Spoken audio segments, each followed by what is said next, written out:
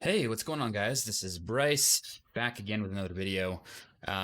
So every once in a while, we like to give out some free resources. If you check the resources section on our website, we have an intermediate program. We have a intermediate 2.0 program.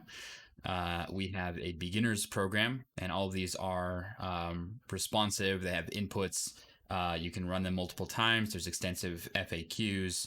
There's some information on RPE and how to use the files effectively. And what else? We also have the Athlete's Performance Toolkit, which is a series of 16 emails that you get designed to kind of give you a little homework every week, along with something to learn to make you a better athlete.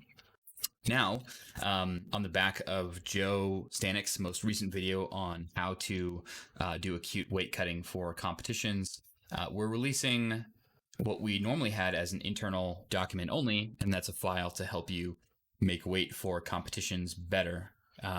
So we've automated this, and it's got a bunch of really cool features. So I'm going to go over that with you now. It's on Google Sheets, so you'll simply sign up for email. We promise not to abuse that, but you'll get this in an email, or you get a link to it, and you will just click File, and you'll click Make a Copy, and that way you can use the file as you wish. Anyway, this is for mainly 2-hour weigh-in athletes, although it should work for athletes with 24-hour weigh-ins, although just the times will change. You can start rehydrating and re-eating a little bit sooner before your competition. You can likely get away with slightly larger weight cuts as well, but we're designing this to be used with athletes with 2-hour weigh-ins. So that's USA Powerlifting, that's USPA, and related federations and organizations around the world. So what else? Certainly read the instructions, which I will partially read right now. It's important you know that we aren't doctors and that everything below is a suggestion. There may be certain health contraindications you should consider before even attempting acute weight loss. For instance, if you require regular fiber in your diet at all times. Please be careful and don't be stupid. And importantly, we suggest you don't attempt acute weight loss if you're a younger athlete or at your first 2 competitions, or at inconsequential competitions like local, state, or non-qualifying competitions, or if you have pre-existing body image or eating disorder issues. Again, please be careful. This is only if you need a weight cut, how to do it the most effective. Track your body weight in the morning after you go to the bathroom and at the night after you're done consuming everything. This is something I feel that a lot of athletes really miss out on, this additional piece of data. This helps you track how much weight you lose overnight. You can use this figure to plan what weight to go to bed at the night before your competition to wake up under competition body weight. Things like long flights, irregular bowel movements, and women's hormonal cycle can influence this number and your ability to predict weight loss effectively. So anyways, from there, you simply just enter your information, and we've spit out some recommendations. And additionally, if you need, you can go ahead and modify those recommendations to add other tactics if you feel like you want to be a little bit more aggressive with some of the tactics involved. So again, please be careful, but let's go through this. So we'll just run through a few different examples. Let's do a lightweight male, and let's do a 84 or 84 plus kilo female athlete. So we'll do one in kilos and liters. So current body weight for this male is 76, and let's say he's a 74 kilo athlete. And the meet date, again, you can double click on this cell and select a date of your competition. Let's say it's Saturday the 21st. Do you track macros? So the answers for this are no, just calories, or I track it all, baby. And based on your answer, it'll either tell you in broad terms how to adjust your nutrition the week of the competition, or it will tell you in very specific terms exactly what numbers to hit. So please view these as guides and take into account your own basic information and what you've been following and what you know to be successful for you.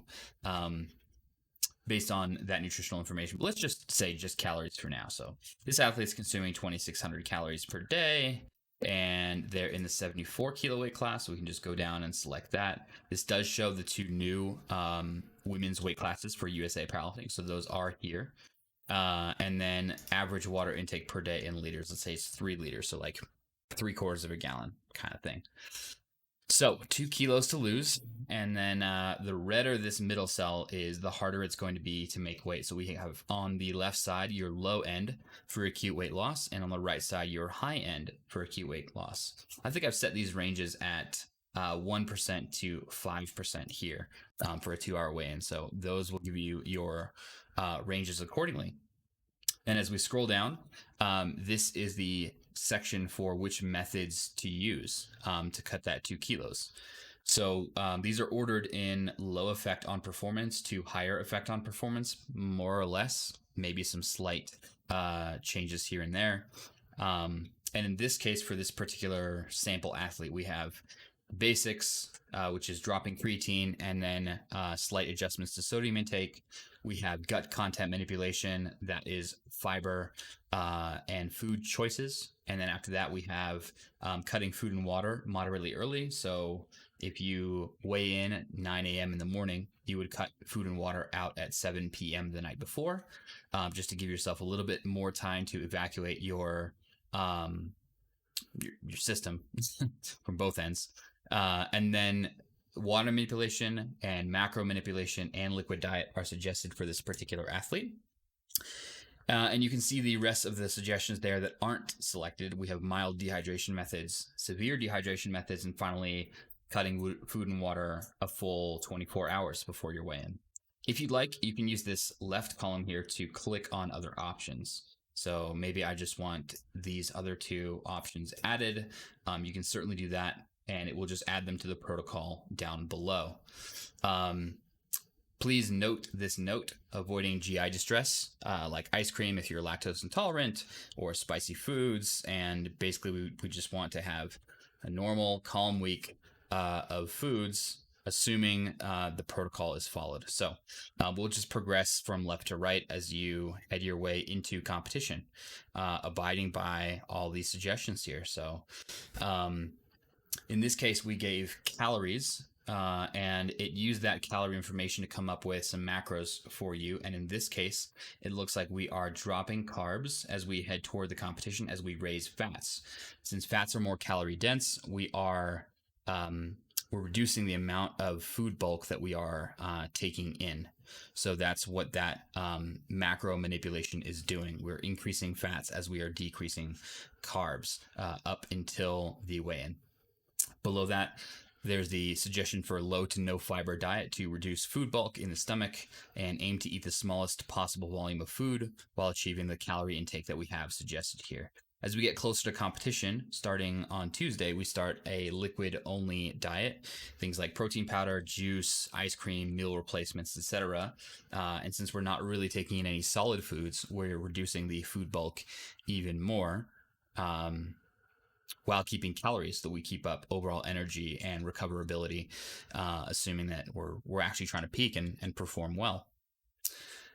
As for fluid, we have a slight increase in fluid and then a decrease in fluid. This is based on the numbers that you put in up above, and aim to spread evenly. So this includes all of your things like coffee, your energy drinks, your juice, basically any type of liquid that you're consuming, tea, all that kind of stuff.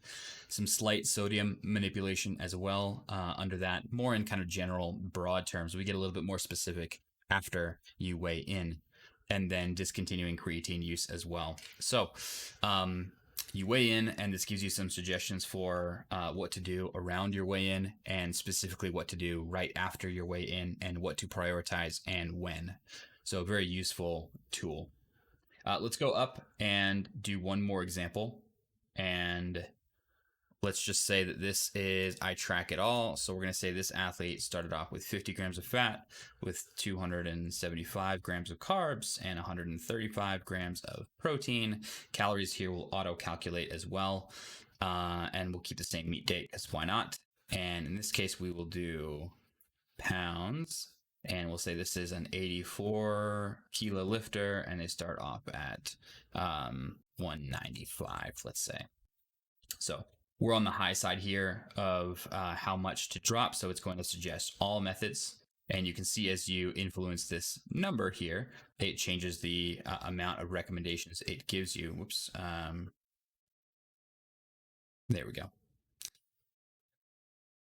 All right. So you can see how that adjusts, and the protocol down here adjusts as well. Notice that even though I put in that I track all macros, if I only have 1.8 pounds to lose, it's not going to suggest any type of macro manipulation, and simply say continue eating as normal, avoid changes to diet unless listed otherwise. So we really want to only use the minimum methods we need to allow you to make weight from least severe to most severe. Anyways, if you have any questions about this, please leave them in the comments below.